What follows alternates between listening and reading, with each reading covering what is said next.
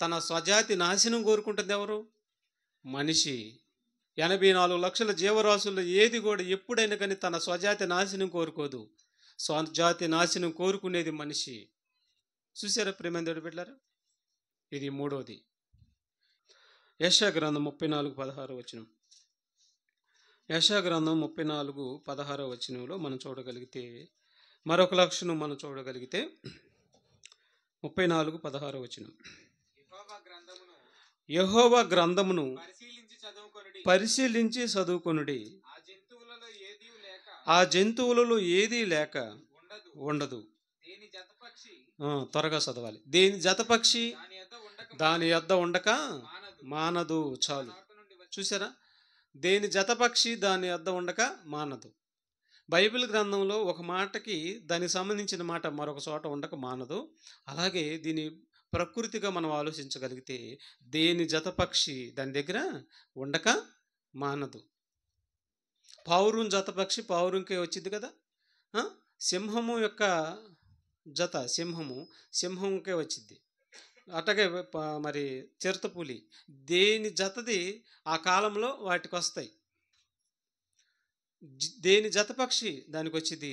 అలాగే అవి ఏం చేస్తాయంటే మనుషుల వలె అవి వ్యతిరేకంగా ఉండవు. మనిషి వ్యతిరేకంగా ఉంటాడు. మనిషి తన స్వజాతి నాశనం కోరుకుంటాడు. అయితే ఏ పక్షి కూడా తన స్వజాతి నాశనం కోరుకోదు. ఏ జంతువు అయినా సరే తన స్వజాతి నాశనము కోరుకోదు. వాటి జాతులను అవి కలుపుకుంటాయి.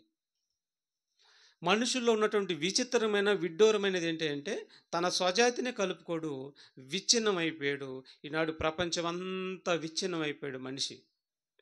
తన స్వజాతినే నమ్మట్లేదు మనిషి. తన స్వజాతినే చంపుకుంటున్నాడు, తన స్వజాతినే కాల్చుకుంటున్నాడు, తన స్వజాతినే పొడుచుకుంటున్నాడు, తన స్వజాతిని సర్వనాశనం చేసుకుంటున్నాడు. కానీ ఏ పక్షులైనా సరే ఏ జాతికి ఆ జాతి, పావురం జాతిని కలుపుకుంటాయి. సింహపు జాతిని కలుపుకుంటాయి. చిరుతపులి జాతిని కలుపుకుంటాయి. పిచ్చుక జాతిని కలుపుకుంటాయి.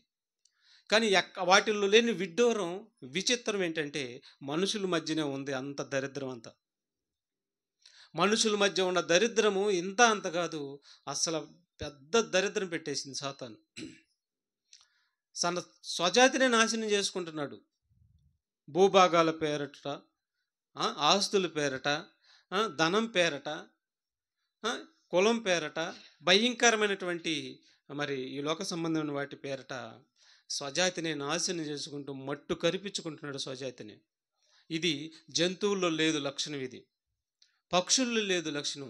ఎందుకు వచ్చింది మనుషుల్లోనంటే చెప్పక తప్పదు. అదే ఒక మాట ఆడి గురించి కూడా ఎత్తుదాం చూడండి. 1 పేతురు పత్రిక 5:8 వచనం. నిబ్బరమైన బుద్ధి గలవారై మెలకువగా ఉండి మీ విరోధి అయిన అపవాది గర్జించు సింహం వలె ఎవరిని మృంగుదునని వెతుకుతూ తిరుగుచున్నాడు. చూసారా? అది ప్రభావం, వాడి ప్రభావం అన్నమాట.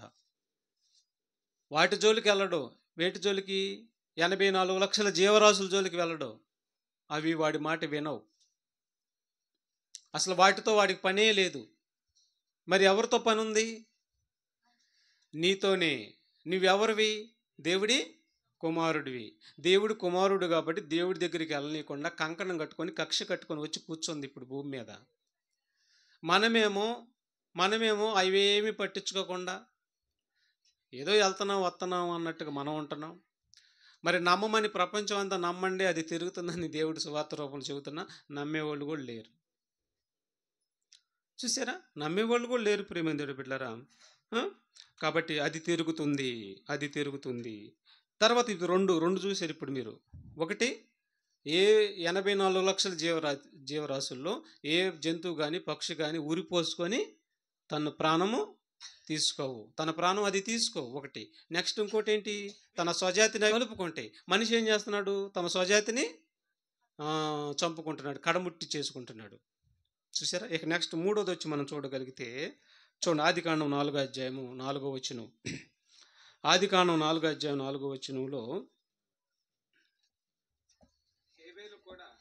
హేబేలు కూడా తన మందలో తొలుచూలున పుట్టిన వాటిలో తొలిసూలుని పుట్టిన వాటిలో క్రొవ్విన వాటిని క్రొవ్విన వాటిని కొన్ని తెచ్చెను. యెహోవా యెహోవా హేబేలును ఏబేలును అతని అతని అర్పణను లక్ష్య పెట్టెను. కయీనును అతని అతని అర్పణను లక్ష్య పెట్టలేదు. ఉమ్. కాబట్టి కయ్యూనికి మిక్కిలి కోపం వచ్చి అతను తన ముఖమును చిన్నపుచ్చుకొనగా యెహోవా కయ్యూనుతో నీకు కోపమేలా, ముఖము చిన్నపుచ్చుకున్నావేమి, నీవు సత్క్రియ చేసిన ఎడల తల ఎత్తుకొనువా, సత్క్రియ చేయని ఎడల వాకిట పాపము పొంచి ఉండును, నీ ఎడల దానికి వాంఛ కలుగును, నీవు దాని ఏలుదువని అనిను. కయ్యూను తన తమ్ముడని హేబేలుతో మాట్లాడెను.